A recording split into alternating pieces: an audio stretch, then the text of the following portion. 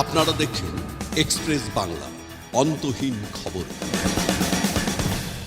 Durgapur small industries association এবং national chamber of cottage ও small ইন্ডাস্ট্রিজের সহযোগিতায় এমএসএমই সচেতনতা শিবির আয়োজিত হয় দুর্গাপুরে। অনুষ্ঠানের উদ্বোধক ছিলেন দুর্গাপুর পশ্চিমের বিধায়ক লক্ষণচন্দ্র ঘুরুই।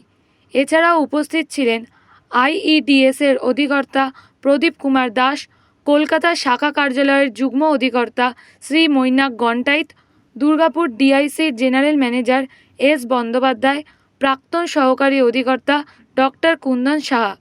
এছাড়াও উপস্থিত ছিলেন আনন্দময়ী গ্রুপের chairman Hriday Haldar, national chamber of cottage and small ইন্ডাস্ট্রিজের চেয়ারম্যান ডক্টর তাপস কুমার দে, দুর্গাপুরের ডিএসআইয়ের সচিব রতন আগরওয়াল, কলকাতা শাখার business development manager Jayanta Saha, দুর্গাপুর এমএসএমইর ডিএফও শাখার সহকারী অধিকর্তা ও প্রোগ্রাম কোঅর্ডিনেটর তাপস রায়। স্বনির্ভর গোষ্ঠী ও শিল্প সংগঠনের পক্ষ থেকে প্রায় শতাধিক মানুষ অনুষ্ঠানে উপস্থিত ছিলেন।